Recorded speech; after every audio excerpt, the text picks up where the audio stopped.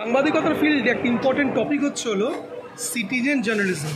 যারা জার্নালিজম নিয়ে পড়ো তারা এই শব্দটার সঙ্গে ওয়াকিবহল, যারা জার্নালিজম নিয়ে পড়ো না তাদেরকে কিন্তু এই টার্মটা জানতে হবে সিটিজেন জার্নালিজম কী।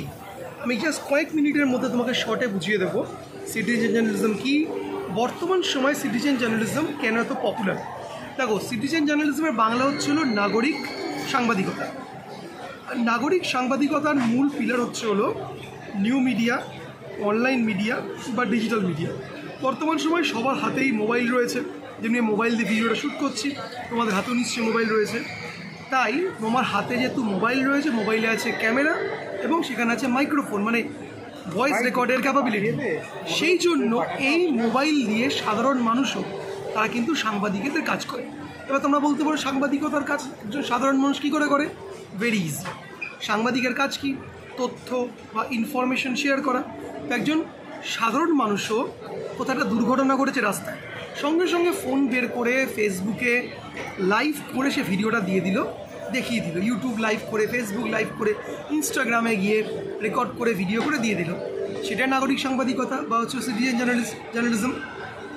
মানে ধরে নাও কিছুদিন আগে পাহাড়ে এক জায়গাতে ক্লাউড বাস্ট হয়েছিল। ক্লাউড বাস্ট হওয়াতে ওখানে একটা প্রচণ্ড তছনছ হয়ে গেছিলো বেশ কিছু গ্রাম। কিন্তু সেই মুহূর্তে একজন সাংবাদিক তো জানতো না যে ওখানে ক্লাউড বাস্ট হবে, ওখানে সমস্যা হবে, রাইট? সেখানে সাধারণ মানুষ ছিল, সে সাধারণ মানুষ ভিডিওতে রেকর্ড করেছিল, ফেসবুকে ইউটিউবে আপলোড করেছিল। তাদের সে ভিডিওসগুলো কিন্তু বিভিন্ন ন্যাশনাল চ্যানেলসরা নিয়ে তারা সংবাদ মাধ্যমে পাবলিশ করেছিল। তো নাগরিক সাংবাদিকদের ভিডিওসও কিন্তু মেইন স্ট্রিম জার্নালিস্ট ইউজ করে, রাইট? তো অনেক ইনফরমেশন তার মধ্যে রয়েছে। ইনফরমেশন থাকলেই সাংবাদিকতার যে মূল কাজ ইনফরমেশন শেয়ার করা, সে পারপাসটি হচ্ছে। আচ্ছা, তাহলে অনেকে বলতে পারো যে নাগরিক সাংবাদিকতা বা সিটিজেন জার্নালিজম ট্র্যাডিশনাল জার্নালিস্টদের কাছে কি কোনো চ্যালেঞ্জেস? একদম না, চ্যালেঞ্জেস নয়। কেন চ্যালেঞ্জেস নয়? ট্র্যাডিশনাল সাংবাদিকতা বা প্রফেশনাল জার্নালিস্টরা অনেক বেশি প্রফেশনালি করে, অনেক বেশি ডেপথ থেকে অ্যানালিসিস করে। নাগরিক সাংবাদিকরা তারা যেটা ঘটছে সেটাই তারা বলছে। এটাকে আমরা অনেকটা অবজেক্টিভ জার্নালিজম হিসেবে বলতে পারি। আর অবজেক্টিভ জার্নালিজমকে এটা অন্য একটা ভিডিও তোমাদের বলবো, বস্তুনিষ্ঠ সাংবাদিকতা। জার্নালিজমের স্টুডেন্টরা নিশ্চয়ই ব্যাপারটা জানো।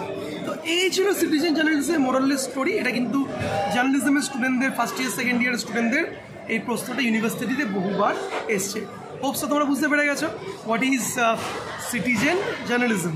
ভিডিও ইনফরমেশন ভালো লাগলে লাইক, শেয়ার, কমেন্টস করতে ভুলো না যেন।